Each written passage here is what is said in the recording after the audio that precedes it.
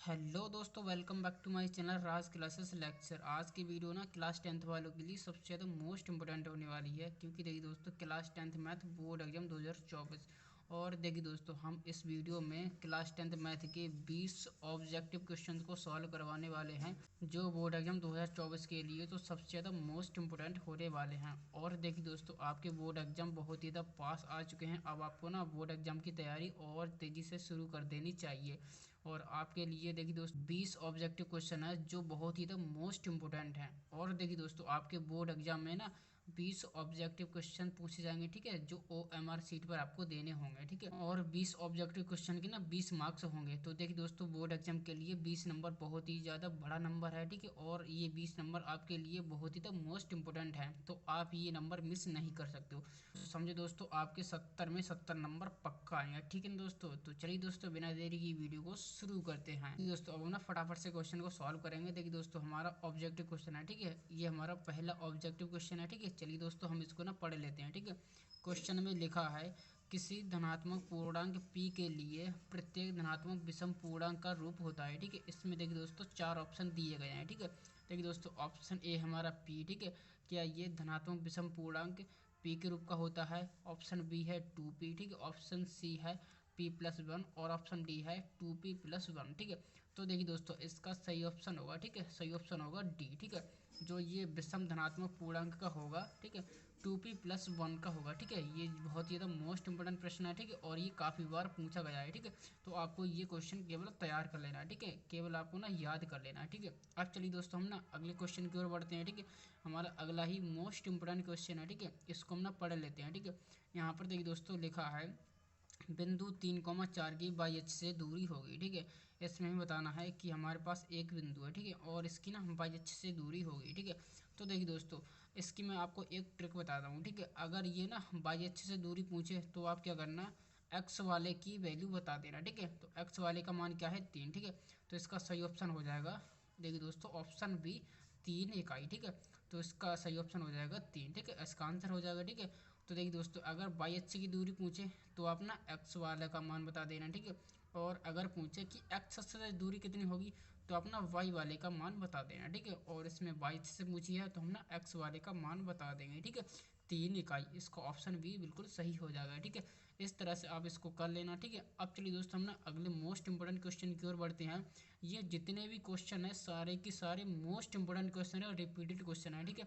ये हर बार board exam में पूछे जाते हैं, ठीक है दोस्तों। तो चलिए दोस्तों अब हम ना अगले क्वेश्चन की ओर बढ़ते हैं, ठीक है। क्वेश्चन हमारा अगला है बहुपद x² - 2x - 3 के शून्य को होंगे, ठीक है। तो क्या करना पड़ेगा, ये देखिए दोस्तों हमारे पास ना एक बहुपद है, ठीक है, और इसके हमें शून्य के निकालने हैं, ठीक है। इसके शून्य कौन से होंगे, ठीक है। तो इसके लिए हम क्या करना पड़ेगा, इसको हम ना हल करना पड़ेगा, ठीक है। तो चलिए दोस्तों हम इसको ना हल करते हैं, ठीक है। यहाँ पर हम इसको हल करेंगे, ठीक है।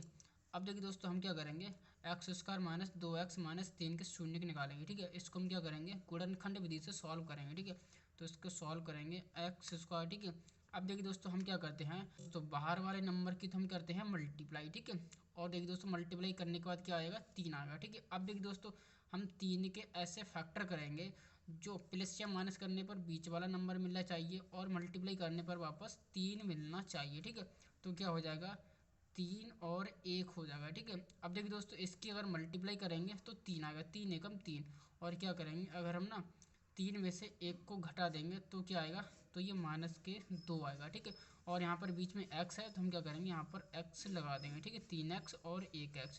3x में से 1x जाएगा तो यहाँ पर 2x बचेगा, ठीक है, और वो भी माइनस का, ठीक है। तो इस तरह से हम इसको सेट करते हैं, ठीक है। तो हम क्या करेंगे -2x की जगह -2x की जगह हम ना ये वाली वैल्यू यूज़ करेंगे, ठीक है। तो -3x और प्लस के x, ठीक है, चाहे आप 1x कह लो चाहे x कह लो, ठीक है, बात वही है, ठीक है, -3। और देखिए दोस्तों हम क्या करेंगे इसको सॉल्व करेंगे, ठीक है। हम क्या करेंगे यहाँ पर से कॉमन लेंगे, ठीक है। तो x - 3, ठीक है। अब यहाँ से हम ना प्लस का 1 कॉमन ले लेंगे, ठीक है। तो x - 3, ठीक है। अब क्या करेंगे दो कोष्टक हैं, ठीक है, इसको तो लिख लेंगे एक बार x - 3 और बचे हुए को हम दूसरे कोष्टक में लिख लेंगे। बचा क्या है x और +1 बचा x+1, ठीक है। अब क्या करना है हमें इसके शून्य को बताना है, ठीक है। शून्य को बताने के लिए हम क्या करेंगे इसको 0 के बराबर रख देंगे, शून्य के बराबर रख देंगे, ठीक है।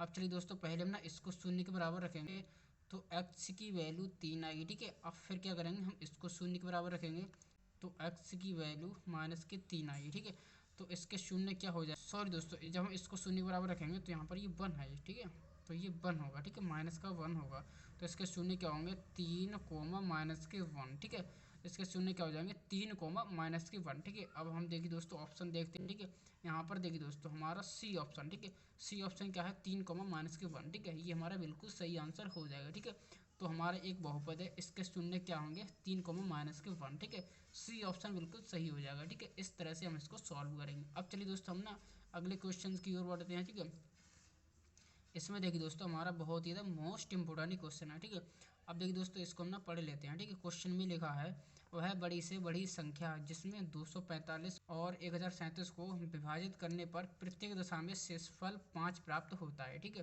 तो देखिए दोस्तों हमें क्या करना है, देखिए दोस्तों हमें ना वह बड़ी से बड़ी संख्या बतानी है। ठीक है, जिसमें से क्या करें, हाँ, जिसमें हम 245 और 1037 को विभाजित करें ना, तो दोनों में शेषफल 5 बचता है। ठीक है, तो हमें क्या करना है, वह बड़ी से बड़ी संख्या बतानी है। अब देखिए दोस्तों हम इस क्वेश्चन को कैसे करेंगे, आइए दोस्तों समझते हैं। ठीक है, हमें क्या करना है, 245। ठीक है, 245 यहाँ हम इसको सॉल्व करेंगे। ठीक है, देखिए दोस्तों हम इसको अभी सॉल्व करते हैं, दूसरी पेन से सॉल्व करेंगे। ठीक है, अब देखिए दोस्तों 245 है। ठीक है, 245 और 1037 है। ठीक है, अब क्या करते हैं, जब हम इसको भाग करते हैं तो हमारा शेषफल कितना बचता है, 5 बचता है दोनों केस में। ठीक है, तो हम क्या करेंगे, इसमें से भी माइनस कर देंगे 5 और इसमें से भी 5 माइनस कर देंगे। ठीक है, तो कितना बचेगा, 245 में से 5 जाएगा तो 240 बचेगा। ठीक है, और यहाँ पर ये 5 माइनस करेंगे तो यहाँ पर देखिए दोस्तों 1000 ये 32 बचेगा। ठीक है, अब क्या करेंगे, 240 और 1032 का जो हम एचसीएफ निकालेंगे। ठीक है, इसका आप ना एचसीएफ निकाल लो, वह बड़ी से बड़ी संख्या पूछी है तो हम क्या करेंगे, इसका एचसीएफ निकाल लेंगे। ठीक है,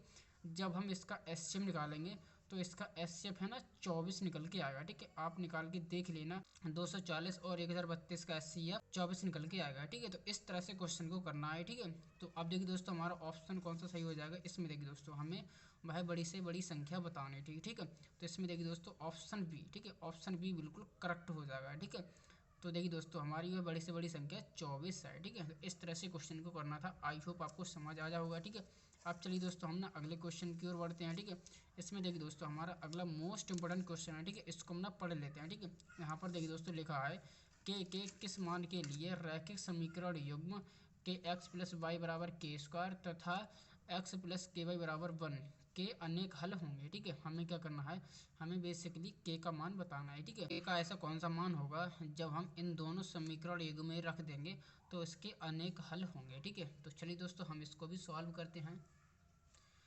इसमें देखिए हम इसको यहाँ पर सॉल्व करेंगे। ठीक है, तो देखिए दोस्तों यहाँ पर क्या होगा, अनेक हल की बात करी गई है। ठीक है, तो अनेक हल कब होते हैं, तो यहाँ पर देखिए दोस्तों जब हमारा a1 बट्टा a2 ठीक है बराबर b1 बट्टा b2। ठीक है, ये भी बराबर होता है c1 बट्टा c2 के। ठीक है, तो ये हमारा ये कंडीशन होती है। ठीक है, अगर रैखिक समीकरण युग्म के अनेक हल होंगे तो a1 बट्टा a2 बराबर होगा b1 बट्टा b2 के और ये बराबर होगा c1 बट्टा c2 के। ठीक है, तो चलिए दोस्तों इसको हम ना सॉल्व करते हैं। ठीक है, तो यहाँ पर देखिए दोस्तों यहाँ पर क्या हो जाएगा, a1 की वैल्यू क्या हो जाएगी k। ठीक है, और a2 की वैल्यू क्या हो जाएगी 1। ठीक है, तो हम यहाँ पर लिखेंगे k बट्टा 1। ठीक है, अब देखिए दोस्तों b1 की वैल्यू क्या हो जाएगी यहाँ पर 1। ठीक है, 1 हो जाएगा। ठीक है, b1 की वैल्यू 1 और देखिए दोस्तों b2 की वैल्यू हो जाएगी यहाँ पर k। ठीक है, k। अब देखिए दोस्तों आगे इसको सॉल्व करेंगे, c1 यहाँ पर क्या हो जाएगा, c1 हो जाएगा यहाँ पर k स्क्वायर। ठीक है, यहाँ पर हो जाएगा के स्क्वायर और देखिए दोस्तों c1 और c2 हो जाएगा यहाँ पर 1। ठीक है, अब देखिए दोस्तों हम क्या करेंगे, इसको हम ना सॉल्व करेंगे। पहले हम क्या करेंगे, इन दोनों को सॉल्व करेंगे। ठीक है, पहले और दूसरे को लेकर। ठीक है, तो यहाँ पर फर्स्ट पहला और व दूसरा। ठीक है, इसको हम सॉल्व करेंगे। ठीक है, तो यहाँ पर देखिए दोस्तों के अपॉन 1 बराबर 1 अपॉन के। ठीक है, यहाँ पर जब इसको सॉल्व करेंगे तो देखिए दोस्तों क्रॉस मल्टीप्लाई करेंगे। ठीक है, यहाँ पर देखिए दोस्तों यहाँ पर इसको सॉल्व करेंगे तो देखिए दोस्तों यहाँ पर आएगा के स्क्वायर बराबर 1। ठीक है, जब हम स्क्वायर को इधर लेके जाएंगे तो ये वर्गमूल बन जाएगा। ठीक है, तो यहाँ पर फाइनली के की वैल्यू निकलेगी प्लस माइनस वन, ठीक है। एक प्लस की वन निकलेगी और एक माइनस की वन निकलेगी, ठीक है। अब देखिए दोस्तों हम क्या करेंगे, हम ना दूसरे और तीसरे के लेके सॉल्व करेंगे, ठीक है। तो यहाँ पर चलिए दोस्तों करते हैं। तो देखिए दोस्तों 1/k बराबर k² बटा 1, ठीक है। अब देखिए दोस्तों इसकी क्रॉस मल्टीप्लाई करेंगे, ठीक है। तो यहाँ पर क्या आ जाएगा, ये k है, ठीक है। k² की मल्टीप्लाई k में करेंगे तो k³ बराबर 1, ठीक है। हम क्या करेंगे k बराबर, ठीक है, ये k बराबर घनमूल 1 हो जाएगा, ठीक है। अब देखिए दोस्तों 1 को जब हम बाहर निकालेंगे, ठीक है, तो k की वैल्यू निकल के आएगी 1, ठीक है, प्लस की 1 निकल के आएगी। अब देखिए दोस्तों यहाँ पर प्लस की 1 निकल के आई है, ठीक है।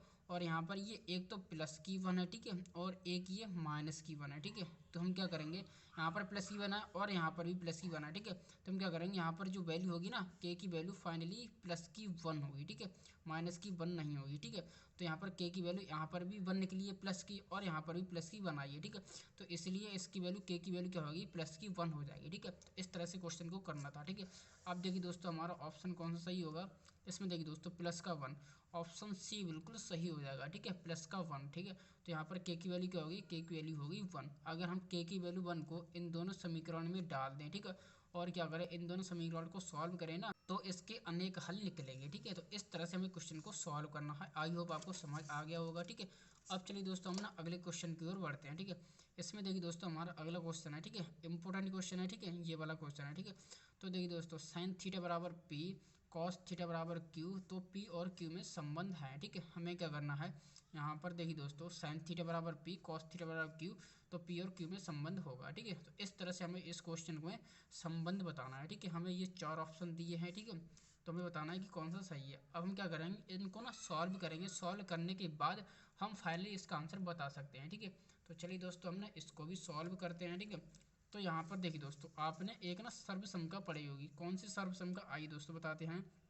तो देखिए दोस्तों sine square theta plus cos square theta, ठीक है, कॉस स्क्वायर थीटा ये होता है 1 के बराबर, ठीक है। ये तो आपको आइडेंटिटी याद होगी, ठीक है, बिल्कुल याद होगी, ठीक है। नहीं भी याद है तो आपको अब याद हो गई होगी, ठीक है। अब देखिए दोस्तों हमें क्या करना है, देखिए दोस्तों साइन थीटा की वैल्यू, साइन थीटा के बराबर क्या है p, ठीक है। तो हम क्या करेंगे, साइन थीटा की जगह p कर देंगे, ठीक है। अब देखिए दोस्तों इसका स्क्वायर है ना, स्क्वायर भी कर देंगे, प्लस है प्लस लगाएंगे। अब देखिए दोस्तों कॉस थीटा के बराबर, कॉस थीटा के बराबर यहाँ पर q है, ठीक है। तो हम क्या करेंगे, q करेंगे, इसका स्क्वायर है तो यहाँ पर इसका भी स्क्वायर कर देंगे, बराबर किसके है 1 के, ठीक है। तो यहाँ पर देखिए दोस्तों इसका संबंध होगा p² प्लस q² बराबर 1 के, ठीक है। तो इस तरह से इसका सही ऑप्शन हो जाएगा। इसमें देखिए दोस्तों ऑप्शन देखते हैं, ठीक है। हमारा देखिए दोस्तों ऑप्शन बी बिल्कुल सही हो जाएगा, ठीक है, p² प्लस q² बराबर 1 के, ठीक है।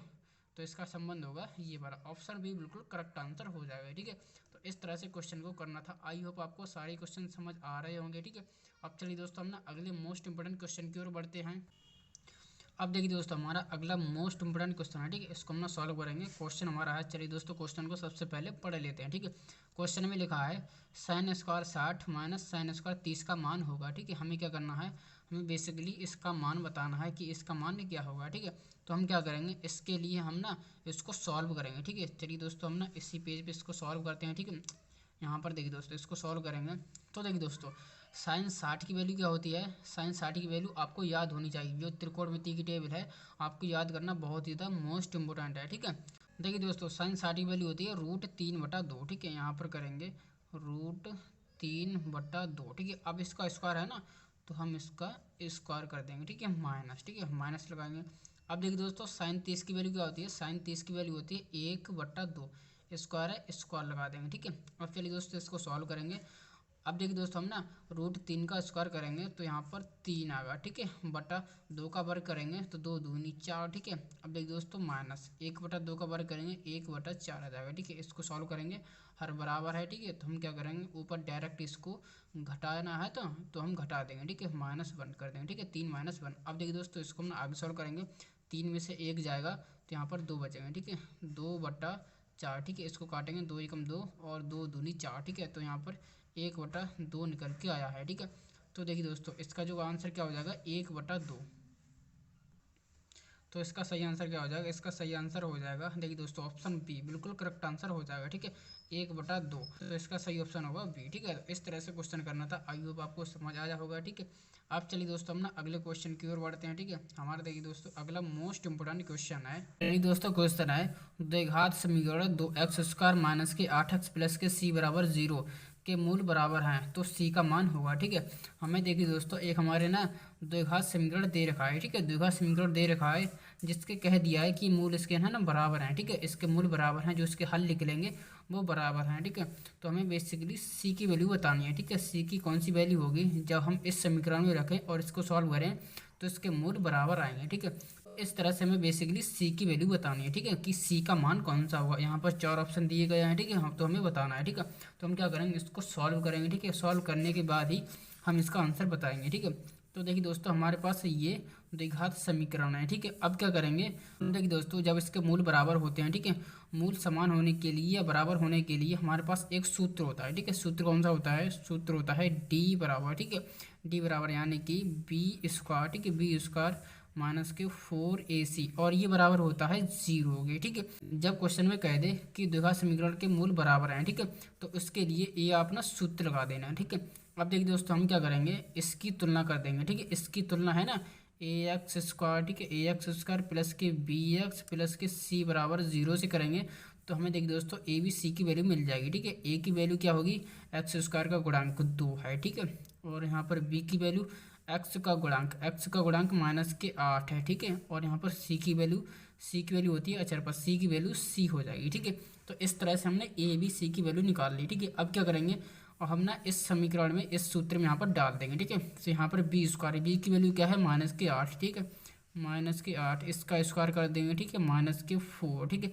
अब देखिए दोस्तों ए की वैल्यू क्या है 2। ठीक है, और यहाँ पर सी की वैल्यू सी ही रहेगी। ठीक है, और बराबर 0। ठीक है, अब क्या करेंगे, अब इसको हम ना सॉल्व करेंगे। ठीक है, 8 होते हैं 64। ठीक है, और ये माइनस माइनस प्लस हो जाएगा। ठीक है, अब देखिए दोस्तों इसकी मल्टीप्लाई करेंगे, 4 दूनी 8, यहाँ पर 8c हो जाएगा। ठीक है, माइनस 8c। ठीक है, बराबर 0। अब क्या करेंगे, 8c को हम इधर लेके जाएंगे तो ये 64 बराबर 8c। ठीक है, अब क्या करेंगे, हम ना 64 को 8 से डिवाइड करेंगे। ठीक है, तो 8 एकम 8 और 8 64, तो सी की वैल्यू फाइनली 8 निकल के आई है। ठीक है, तो इस तरह से जो हमारा सी की वैल्यू होगी ना, सी की वैल्यू 8 निकल के आएगी। ठीक है, तो इस तरह से क्वेश्चन को करना था। ठीक है, अब देखिए दोस्तों हम ना इसका ऑप्शन देखते हैं। ठीक है, इसमें देखिए दोस्तों हमारा टी ऑप्शन है ना, बिल्कुल करेक्ट आंसर हो जाएगा। ठीक है, तो सी की वैल्यू कितना होगा, सी की वैल्यू होगा 8। ठीक है, तो सी का मान 8 निकल के आएगा। ठीक है, तो इस तरह से क्वेश्चन को करना था। आई होप आपको ये वाला क्वेश्चन भी समझ आ गया होगा। ठीक है, चलिए दोस्तों हम ना अगले मोस्ट इंपोर्टेंट प्रश्न की ओर बढ़ते हैं। ठीक है, देखिए दोस्तों जितने भी क्वेश्चन है सारे क्वेश्चन इंपोर्टेंट है, आप इनको अच्छी तरह से तैयार कर लेना। अगर आपको 20 नंबर पक्का करना है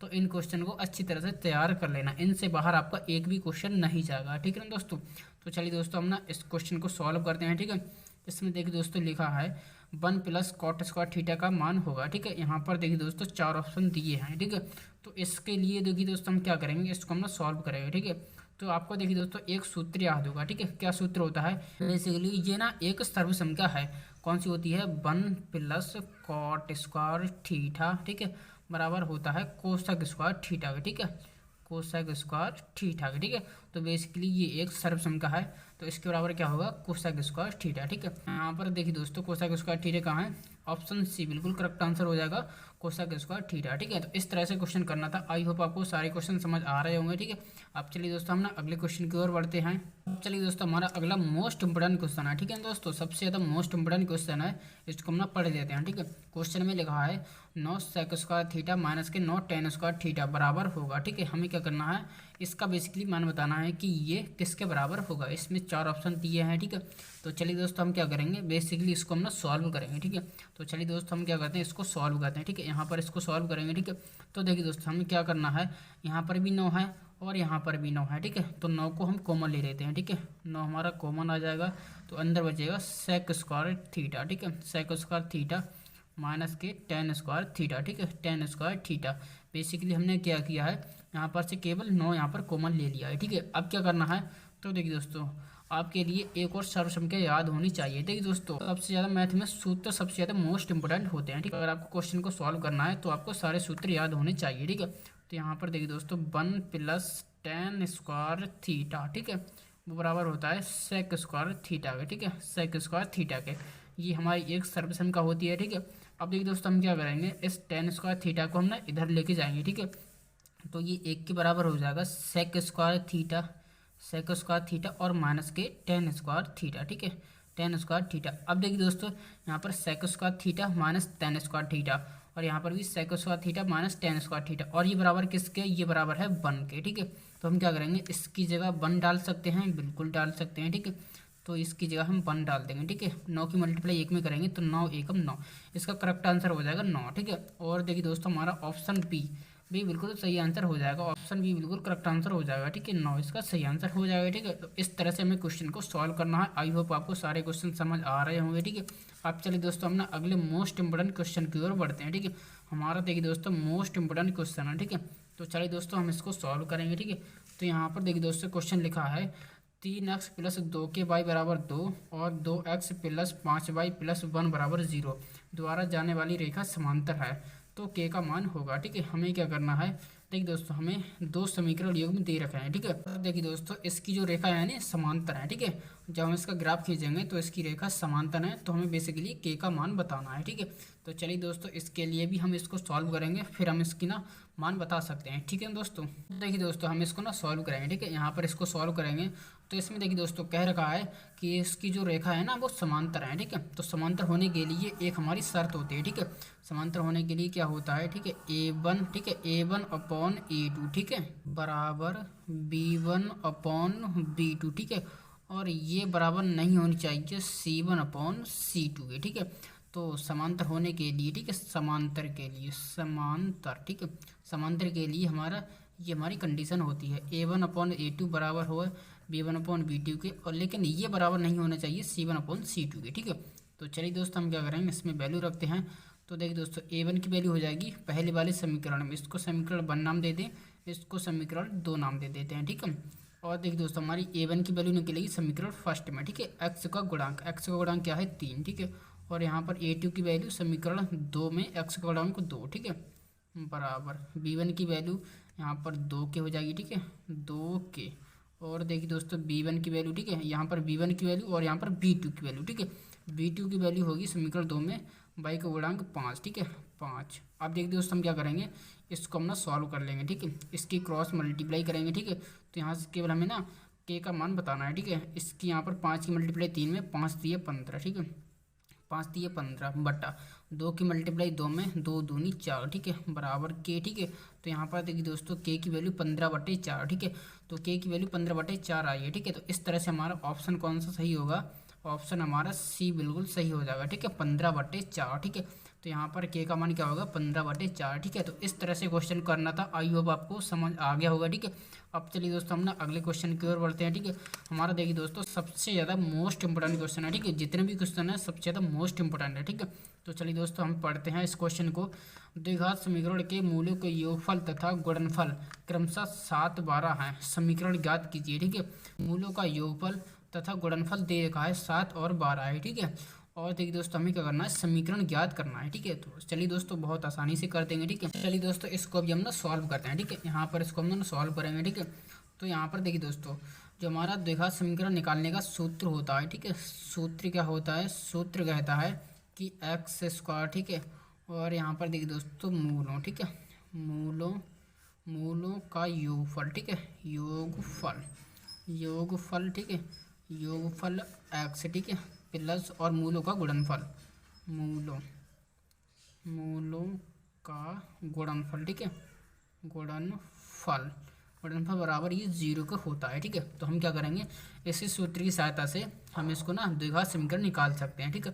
तो यहाँ पर देखिए दोस्तों हमारा है एक्स स्क्वायर, ठीक है, एक्स स्क्वायर, ठीक है, माइनस। अब देखिए दोस्तों यहाँ पर मूलों का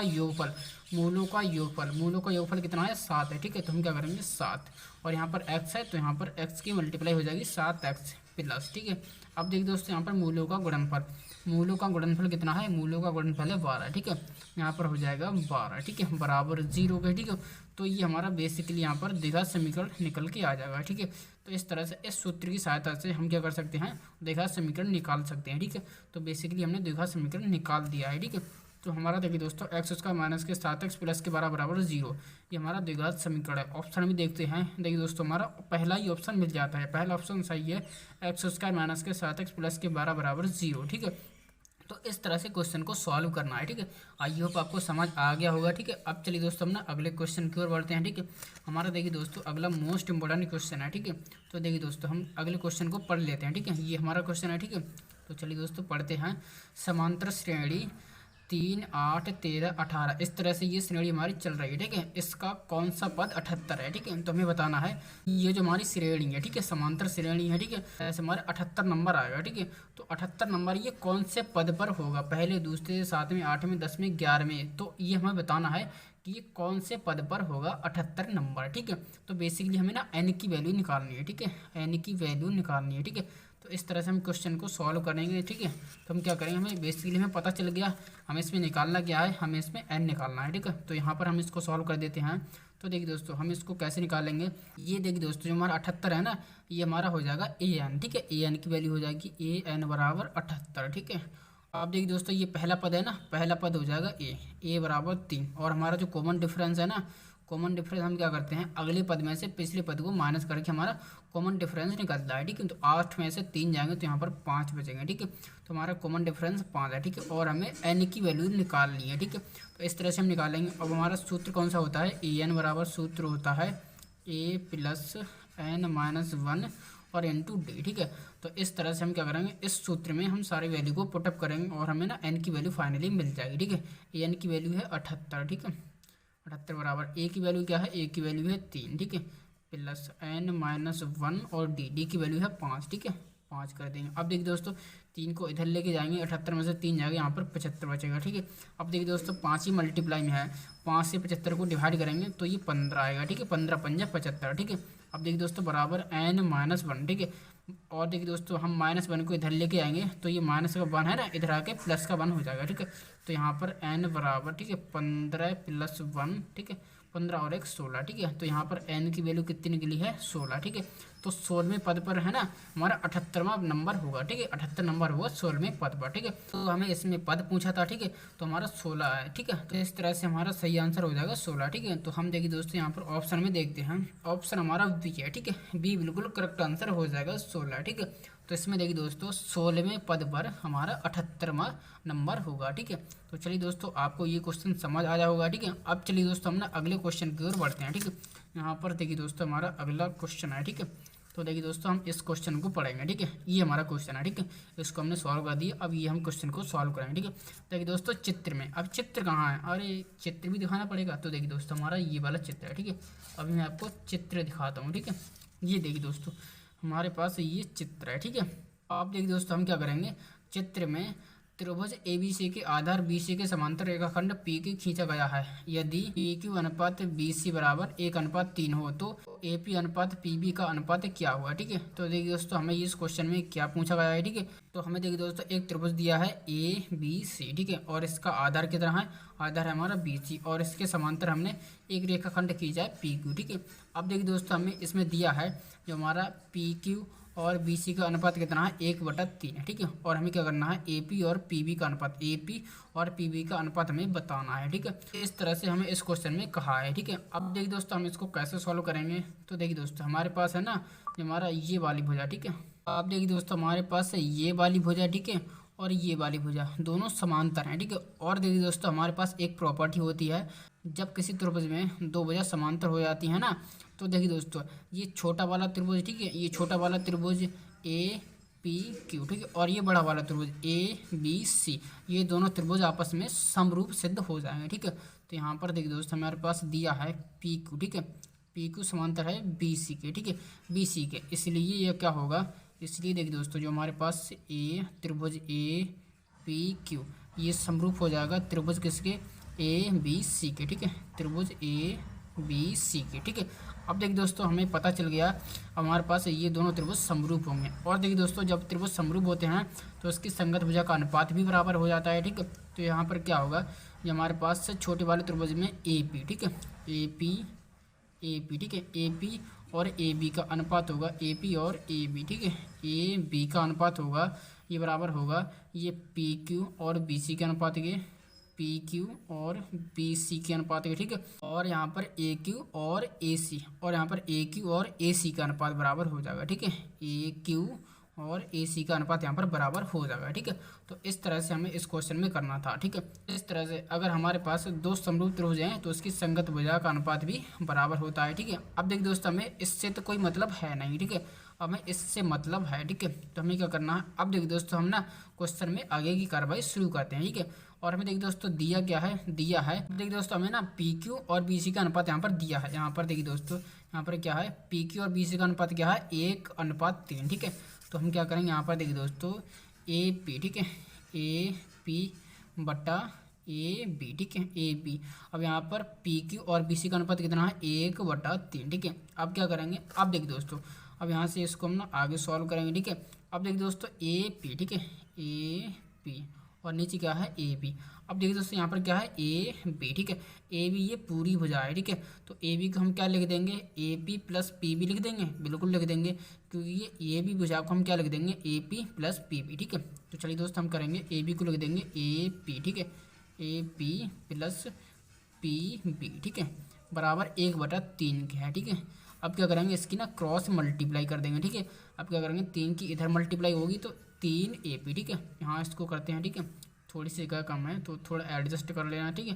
3 ए पी, ठीक है, 3 ए पी। अब देखिए दोस्तों A P plus P B हो जाएगा, ठीक है, बराबर ए पी, ठीक है, A P plus P B, ठीक है, A P plus P B. अब क्या होगा, ए पी को हम ना इधर लेके आएंगे तो 3 ए पी में से 1 ए पी जाएगा तो क्या बचेगा, तो बचेगा 2 ए पी, ठीक है, 2 ए पी बराबर पी बी, ठीक है, पी बी। अब देखिए दोस्तों हमें क्या करना है, अब देखिए दोस्तों हम क्या करेंगे, इस पी बी को इधर लेके आएंगे और इस 2 को ना इधर लेके जाएंगे, ठीक है। तो यहाँ पर ए पी, ठीक है, ए पी और ये इधर आएगा तो ये बट्टा में आ जाएगा, ठीक है, पी बी बराबर हो जाएगा 1/2। तो देखिए दोस्तों हमारे पास ए पी, ठीक है, ए पी अनुपात पी बी, ए पी अनुपात पी बी अनुपात क्या होगा, 1:2, ठीक है।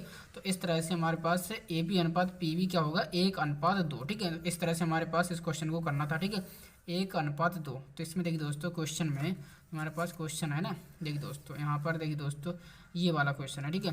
तो हमारे पास जो हमारा आंसर क्या हो जाएगा, ऑप्शन ए 1:2, ये बिल्कुल सही आंसर हो जाएगा, ठीक है। तो इस तरह से हमें क्वेश्चन को करना था। आई होप आपको ये वाला क्वेश्चन भी समझ आ गया होगा, ठीक है। अब चलिए दोस्तों हम ना अगले मोस्ट इंपोर्टेंट क्वेश्चन की ओर चलते हैं, ठीक है। तो हमारा देखिए दोस्तों अगला क्वेश्चन है, ठीक है, ये वाला क्वेश्चन बेसिकली है, ठीक है। तो देखिए दोस्तों चित्र में, इसमें भी चित्र है, बिल्कुल इसमें भी चित्र है, हम आपको दिखाते हैं। तो देखिए दोस्तों ये हमारे पास ये चित्र है, ठीक है, ये हमारे पास चित्र है। इसमें देखिए दोस्तों चित्र में डी ए समांतर बी सी, यदि ए डी बराबर एक्स, डी बी बराबर x-2, ए बराबर x+2 और सी बराबर x-1 है तो x का मान ज्ञात कीजिए, ठीक है। तो देखिए दोस्तों हमारे पास एक यहाँ पर देखिए दोस्तों ये चित्र है, ठीक है, ये हमारे पास चित्र है और हमें बोल दिया है कि हमारे पास डी ई भुजा बी सी के समांतर है और हमें दे दिया है ए डी बराबर एक्स, डी बी बराबर x-2 और ए ई बराबर x+2 और ई सी बराबर x-1 है, ठीक है। तो हमें क्या करना है, बेसिकली x की वैल्यू बतानी है, ठीक है। तो अब देखिए दोस्तों हमारे पास एक यहाँ पर प्रॉपर्टी होती है, फिर एक प्रॉपर्टी होती है। इसमें देखिए दोस्तों हमारे पास है ना ये वाली भुजा इसके समांतर है तो यहाँ पर क्या होगा, यहाँ पर थेल्स प्रमेय लग जाएगी। तो थेल्स प्रमेय क्या कहती है, जब किसी त्रिभुज में दो भुजा समांतर होती हैं तो ये वाली भुजा है ना समान अनुपात में होंगी। कैसे होंगी, तो देखिए दोस्तों हम यहाँ पर इसको करके बताते हैं। तो इसमें देखिए दोस्तों डी ई है ना बी सी के समांतर है, ठीक है, डी ई समांतर है बी सी के, ठीक है, बी सी के हैं। तो यहाँ पर हम क्या करेंगे, थेल्स से, ठीक है, थेल्स से हम क्या करेंगे, ये वाली देखिए दोस्तों ए डी और डी बी का अनुपात, ठीक है, ए डी बटा डी बी का अनुपात ये बराबर होगा ए ई और ई सी के, ठीक है, ए ई, ठीक है, ए ई और ई सी के, ठीक है। तो ये बेसिकली थेल्स प्रमेय कहती है। तो थेल्स प्रमेय ये कहती है कि ये दोनों भुजा है ना समान अनुपात में होगी, इस तरह से, ठीक है। अब देखिए दोस्तों हम क्या करेंगे, ए डी की वैल्यू क्या है, ए डी की वैल्यू है एक्स, ठीक है, यहाँ पर हम लिखते हैं एक्स, डी बी की वैल्यू x-2, ठीक है, बराबर ए ई की वैल्यू कितना है, ए ई की वैल्यू है x+2, ठीक है, x+2 बटा। अब देखिए दोस्तों ई सी यहाँ पर क्या है x-1, ठीक है, x-1, ठीक है। अब चलिए दोस्तों इसको हम ना सॉल्व करेंगे, ठीक है। यहाँ पर देखिए दोस्तों इसको सॉल्व करेंगे, इसके हम ना क्रॉस मल्टीप्लाई कर देंगे, ठीक है। तो यहाँ पर x-1 की मल्टीप्लाई x में करेंगे, x-1 और यहाँ पर x हो जाएगा, ठीक है, बराबर। अब देखिए दोस्तों यहाँ पर x+2 और यहाँ पर x-2। ठीक है, अब देख दोस्तों यहाँ पर है ना एक फार्मूला बन गया है। ठीक है, यहाँ पर ये एक फार्मूला होता है a+v और a-v, इसकी तरह फार्मूला बन गया है a+b और एक कोष्टक में a-b। ये फार्मूला होता है a²। ठीक है, अब माइनस के b²। ठीक है, तो इसको ना इस तरह से कर देंगे तो हम क्या करेंगे x²। ठीक है, और -2 का स्क्वायर, 2 दूनी 4। ठीक है, और ये बराबर हो जाएगा x की मल्टीप्लाई करेंगे तो यहाँ पर x² माइनस के x। ठीक है, आप देखिए दोस्तों हम इसको आगे सॉल्व करेंगे। यहाँ पर देखिए दोस्तों x² से x² कैंसिल आउट हो जाएगा। ठीक है, यहाँ पर बचेगा माइनस के x बराबर -4, माइनस से माइनस कैंसिल आउट हो जाएगा x बराबर 4। ठीक है, तो यहाँ पर x की वैल्यू 4 निकल के आई है। ठीक है, इस तरह से हमें क्वेश्चन को करना था x बराबर 4। ठीक है, तो इसमें देखते हैं x बराबर 4। ठीक है, ये वाला क्वेश्चन था। ठीक है, तो इसमें ऑप्शन सी बिल्कुल सही हो जाएगा, x बराबर 4। ठीक है, तो इस तरह से क्वेश्चन को करना था। आई होप आपको समझ आ जाए होगा। ठीक है, अब चलिए दोस्तों हम ना अगले क्वेश्चन की ओर बढ़ते हैं। ठीक है, अगला क्वेश्चन है। ठीक है, यदि sin थीटा बराबर 4/5 तो tan थीटा का मान होगा। ठीक है, यहाँ पर थीटा है तो यहाँ पर भी आपने थीटा कर लो। ठीक है, यहाँ पर थीटा कर लो। ठीक है, यहाँ पर sin थीटा बराबर 4/5 तो tan थीटा का मान होगा। ठीक है, तो इस तरह से हमें क्वेश्चन को करना है। ठीक है, अब देखिए दोस्तों हम क्वेश्चन को करेंगे कैसे, तो चलिए दोस्तों हम यहाँ पर देखिए दोस्तों लिखते हैं। ठीक है, यहाँ पर देखिए दोस्तों sin थीटा बराबर दिया है। ठीक है, sin थीटा 4/5 दिया है। ठीक है, अब देखिए दोस्तों यहाँ पर क्या होता है, sin थीटा क्या होता है, sin थीटा होता है लंब। ठीक है, लंब बटे कर्ण। ठीक है, लंब बटे कर्ण। ठीक है, लंब बटे कर्ण होता है। अब देखिए दोस्तों यहाँ पर, अब दोस्तों हमें यहाँ पर लंब पता है और कर्ण पता है, पहली फुर्सत में हम इसका आधार भी निकाल लेंगे। ठीक है, तो यहाँ पर आधार क्या होता है भाई, पाइथागोरस प्रमेय से निकाल लेना। आधार क्या होता है, आधार हो जाएगा कर्ण का स्क्वायर। ठीक है, कर्ण का स्क्वायर माइनस लंब का स्क्वायर। ठीक है, लंब का स्क्वायर। अब क्या करेंगे, यहाँ पर देखिए दोस्तों लंब बराबर कितना है 4 और कर्ण बराबर है 5। ठीक है, तो यहाँ पर ये आधार निकल आएगा। ठीक है, आधार निकल आएगा अंडर के अंदर, कर्ण का स्क्वायर करेंगे, कर्ण कितना है 5, 5 पंजे 25। ठीक है, माइनस लंब कितना है, लंब है यहाँ पर 4। ठीक है, तो 4 चौक 16, इसको स्क्वायर करेंगे तो 4 चौक 16, 25 में से 16 जाएंगे तो यहाँ पर ये 9 बचेगा। ठीक है, तो 9 को हम बाहर निकालेंगे तो यहाँ पर 3 निकल के आएगा, तो यहाँ पर आधार कितना आ जाएगा, आधार आ जाएगा 3। ठीक है, हमने क्या किया यहाँ पर देखिए दोस्तों आधार भी निकाल लिया है। ठीक है, देखिए दोस्तों यहाँ पर कॉस थीटा क्या होता है, कॉस थीटा। ठीक है, कॉस थीटा होता है आधार बटे कर्ण। ठीक है, आधार बटे कर्ण। ठीक है, तो यहाँ पर आधार कितना है, आधार निकल के आया है 3। ठीक है, और कर्ण कितना है, कर्ण यहाँ पर है 5। ठीक है, अब देखिए दोस्तों हमें निकालना क्या है, बेसिकली हमें देखिए दोस्तों tan थीटा निकालना है। ठीक है, tan थीटा होता है sin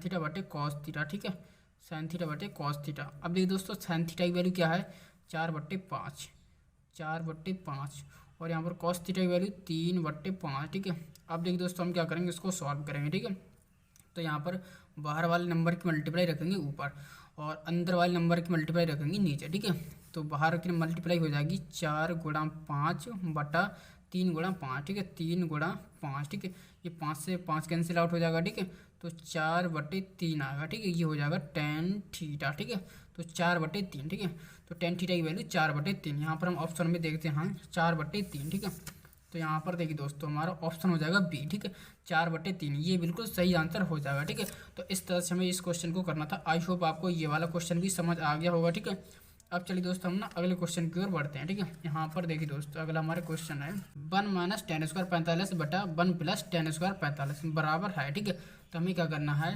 बेसिकली हमें इसका मान बताना है कि ये किसके बराबर होगा। ठीक है, यहाँ पर 4 ऑप्शन दिए हैं। ठीक है, तो चलिए दोस्तों हम क्या करेंगे, इसको हम ना सॉल्व करेंगे। ठीक है, तो यहाँ पर देखिए दोस्तों 1 अब देखिए दोस्तों tan 45 की वैल्यू त्रिकोणमिति की टेबल आपको याद होना चाहिए। ठीक है, tan 45 की वैल्यू होती है 1 और 1 का स्क्वायर करेंगे। ठीक है, यहाँ पर स्क्वायर है। ठीक है, तो स्क्वायर करेंगे तो 1 का स्क्वायर भाई 1 ही रहेगा। ठीक है, बटा यहाँ पर करेंगे 1। ठीक है, 1 + tan 45 की वैल्यू 1, स्क्वायर करेंगे 1 ही रहेगा। ठीक है, अब देखिए दोस्तों 1 में से 1 जाएगा तो यहाँ पर 0 बचेगा। ठीक है, 0/2, 1 और 1 2। ठीक है, 0 में 2 का भाग लगाएंगे 0 आएगा। अब देखिए दोस्तों यहाँ पर क्या होगा, यहाँ पर तो ये sin cos tan में यहाँ पर इसकी वैल्यू है। ठीक है, हम क्या करेंगे, इसको भी हम ना त्रिकोणमिति फंक्शन में चेंज करेंगे। ठीक है, तो यहाँ पर देखिए दोस्तों जो हमारी cos 90 है। ठीक है, cos 90 की वैल्यू क्या होती है, 90 डिग्री की वैल्यू क्या आती है 0। ठीक है, तो यहाँ पर देखिए दोस्तों 0 के बराबर cos 90 डिग्री। ठीक है, तो cos 90 डिग्री हो जाएगा। ठीक है, तो यहाँ पर देखिए दोस्तों जो हमारा ऑप्शन ए, ठीक है, ऑप्शन ए बिल्कुल सही आंसर हो जाएगा। cos 90 डिग्री ये बराबर होगा cos 90 डिग्री के। ठीक है,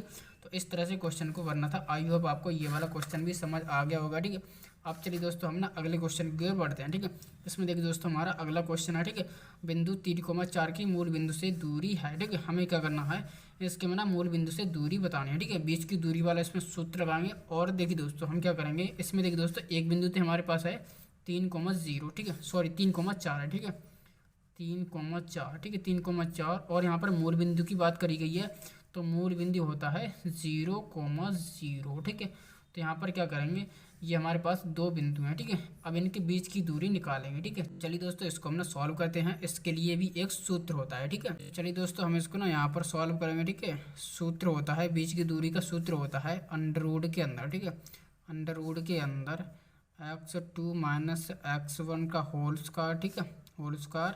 और देखिए दोस्तों प्लस, ठीक है, प्लस बाई 2। ठीक है, बाई 2 माइनस बाई 1 का होल स्क्वायर। ठीक है, तो ये हमारा सूत्र होता है। ठीक है, तो हम क्या करेंगे, इसको हम ना x1 मान लें, इसको हम ना बाई 1 मान लें। ठीक है, और इसको हम x2 मान लें, इसको हम ना बाई 2 मान लें। ठीक है, तो इस तरह से हम क्या करेंगे, यहाँ पर वैल्यू को पुटअप करेंगे। ठीक है, तो लेकिन देखिए दोस्तों अगर आपसे ना मूल बिंदु की दूरी पूछी जाए ना, अगर आपसे मूल बिंदु से दूरी पूछी जाए और आपको ना एक बिंदु दे दिया जाए, ठीक है, तो आप क्या करना, सीधे सीधे आप ना ये वाला यहाँ पर बिंदु उठा लेना। ठीक है, कैसे करना, अब देखिए दोस्तों यहाँ पर क्या करना, अंडर रूट के अंदर, ठीक है, आप क्या करना, इसका स्क्वायर कर देना। ठीक है, 3 का स्क्वायर कर देना। ठीक है, और प्लस 4 का स्क्वायर कर देना। ठीक है, 4 का स्क्वायर कर देना। ठीक है, तो इस तरह से जब आप करोगे ना, तो 3 का स्क्वायर होता है 9। ठीक है, और 4 का स्क्वायर होता है 16। ठीक है, तो यहाँ पर 16 और 9 होते हैं 25। ठीक है, 25 अगर आप ना रूट को, अगर आप ना 25 को रूट से बाहर निकालोगे तो भाई 5 आ गई। ठीक है, तो इस तरह से 5 मात्रा का हो जाएगा। ठीक है, तो इस तरह से जो हमारा क्वेश्चन का आंसर होगा वो होगा 5 मात्रा। ठीक है, तो इस तरह से आप इस क्वेश्चन को कर देना। ठीक है, तो यहाँ पर देखिए दोस्तों बिंदु 3,4 की मूल बिंदु से दूरी क्या होगी, 5। ठीक है, तो यहाँ पर ये क्वेश्चन हमारा सही हो जाएगा। ठीक, ऑप्शन बी हमारा सही हो जाएगा। ठीक है, तो ये 5 मात्रक हो जाएगा। ठीक है, तो इस तरह से ये मात्रक होगा तो मात्रक में रहेगा। ठीक है, तो इस तरह से हमारा ऑप्शन बी बिल्कुल करेक्ट आंसर हो जाएगा। ठीक है, अगर आपको एक बिंदु दे दिया जाए, ठीक है, और उससे ना अगर आपको मूल बिंदु की दूरी पूछी हो, तो आप क्या करना, इसका वर्ग करके जोड़ के ना अंडर रूट की वैल्यू निकाल देना। ठीक है, तो इस तरह से क्वेश्चन को करना था। आई होप आपको समझ आया होगा। ठीक है, अब चलिए दोस्तों हम ना अगले क्वेश्चन की ओर बढ़ते हैं। देखिए दोस्तों अगला हमारा क्वेश्चन है, बिंदु 5,0 और माइनस के 12,0 के बीच की दूरी क्या होगी। ठीक है, हमें क्या करना है, दो हमें बिंदु दे दिए हैं। ठीक है, इनके हमें बीच की दूरी बताना है। ठीक है, तो हम क्या करेंगे भाई, हम दूरी वाला सूत्र लगा लेंगे। ठीक है, तो यहाँ पर देखिए दोस्तों सूत्र हमारा होता है, दूरी का सूत्र का होता है भाई, हमारा सूत्र होगा जो मैंने अभी लिखा था। ठीक है, तो x2 माइनस x1 का होल स्क्वायर। ठीक है, प्लस बाई 2 माइनस बाई 1 का होल स्क्वायर। ठीक है, तो यहाँ पर क्या होगा, ये हमारी है ना x1 हो जाएगी और ये हमारी बाई 1 हो जाएगी। ठीक है, ये हमारी हो जाएगी x2 और ये हो जाएगा बाई 2। ठीक है, तो चलिए दोस्तों यहाँ पर हम ना वैल्यू को रखते हैं। ठीक है, तो x2 माइनस x1। ठीक है, यहाँ पर देखिए दोस्तों x2 क्या है, x2 हमारे पास है यहाँ पर देखिए दोस्तों -12। ठीक है, -12। ठीक है, अब देखिए दोस्तों माइनस x1 क्या है, x1 है 5। ठीक है, x1 है 5। अब इसका होल स्क्वायर करेंगे प्लस। ठीक है, बाई 2 क्या है, बाई 2 0 है। ठीक है, बाई 2 यहाँ पर 0 है। ठीक है, ये देखिए दोस्तों बाई 2 0 और यहाँ पर बाई 1 भी 0, तो ये 0 वाला पद ये ना 0 ही रहेगा। ठीक है, इसको स्क्वायर करेंगे तब भी ये 0 आएगा। ठीक है, अब देखिए दोस्तों हम क्या करेंगे, -12 और -5 को जब ऐड करेंगे ना, तो ये -17 आएगा। ठीक है, अब देखिए दोस्तों हम ना इसका स्क्वायर करेंगे तो 17 का स्क्वायर हो जाएगा 289। ठीक है, 17 17 289 और प्लस 0 को ऐड करेंगे तो 289 ही रहेगा। अब देखिए दोस्तों हम ना जब हम 289 को रूट से बाहर निकालेंगे तो ये भाई 17 आएगा। ठीक है, इस तरह से हमारा आंसर हो जाएगा 17। ठीक है, हमारे पास ये दो बिंदु हैं, इनके दो बिंदुओं के बीच की दूरी क्या होगी, 17। ठीक है, तो हमारे पास ऑप्शन डी 17 बिल्कुल सही आंसर हो जाएगा। ठीक है, तो इस तरह से क्वेश्चन करना था। आई होप आपको ये वाला भी क्वेश्चन भी समझ आ गया होगा। ठीक है, अब देखिए दोस्तों हमारे पास ना अगला क्वेश्चन है। ठीक है, और ये लास्ट क्वेश्चन है। ठीक है, cos 18 डिग्री बटे sin 72 डिग्री का मान होगा। ठीक है, तो इस क्वेश्चन को हमें करना था। ठीक है, अब देखिए दोस्तों हम ना इस क्वेश्चन को सॉल्व करेंगे। ठीक है, तो हम क्या करेंगे, इसको सॉल्व करेंगे। देखिए दोस्तों cos 18 डिग्री, ठीक है, तो ये sin 72 है। ठीक है, हम क्या करेंगे sin। ठीक है, sin। अब देखिए दोस्तों हम 72 को क्या करेंगे, 72 को हम ना 90 माइनस 18 करके लिख दें। 90 में से 18 जाएंगे तो भाई 72 ही बचेंगे। तो मैंने क्या करा, 72 को मैंने ना इस तरह से लिख दिया है। ठीक है, तो अब देखिए दोस्तों हम क्या करेंगे, तो हमारे पास ना एक सूत्र होता है। कौन सा सूत्र होता है, साइन। ठीक है, साइन 90 माइनस थीटा क्या होता है, कॉस थीटा होता है। ठीक है, कॉस थीटा होता है। तो यहाँ पर देखिए दोस्तों cos 18 डिग्री। ठीक है, और देखिए दोस्तों साइन 90 माइनस थीटा होता है कॉस थीटा, ठीक है। तो यहाँ पर ये थीटा मान लेते हैं, तो यहाँ पर कॉस, ठीक है। अब थीटा की जगह क्या आ जाएगा यहाँ पर 18 डिग्री, ठीक है, 18 डिग्री। तो देखिए दोस्तों, ऊपर भी कॉस 18 डिग्री, नीचे भी कॉस 18 डिग्री, ठीक है। तो ये कट जाएगा, तो ये 1 के बराबर आ जाएगा, ठीक है। तो इसका मान क्या होगा 1, ठीक है। तो यहाँ पर ऑप्शन बी ये बिल्कुल सही आंसर हो जाएगा, इसका आंसर हो जाएगा 1, ठीक है। तो इस तरह से क्वेश्चन को करना था। सारी क्वेश्चन सबसे ज़्यादा मोस्ट इंपोर्टेंट तरह से आपको क्वेश्चन को करना था, ठीक है। अगर आपने इन क्वेश्चन को तैयार कर लिया तो समझो आपके ना 20 नंबर पक्के हो जाएंगे, ठीक है। और ये 20 नंबर बोर्ड एग्जाम के लिए सबसे बड़ा नंबर होता है, ठीक है। बोर्ड एग्जाम में एक एक नंबर की बहुत ज़्यादा वैल्यू होती है, लेकिन ये तो 20 नंबर हैं, ठीक है। और ये 20 नंबर आपको बहुत ज़्यादा चुटकी में मिल जाएंगे, ठीक है। आपको ना थोड़ी सी मेहनत करना है और थोड़ी सी मेहनत में आपकी ना 20 नंबर पक्के हो जाएंगे, ठीक है। तो इस तरह से आप ना बोर्ड एग्जाम की तैयारी करते रहिए। अब आपके बोर्ड एग्जाम बहुत ही ज़्यादा नज़दीक आ चुके हैं, ठीक है।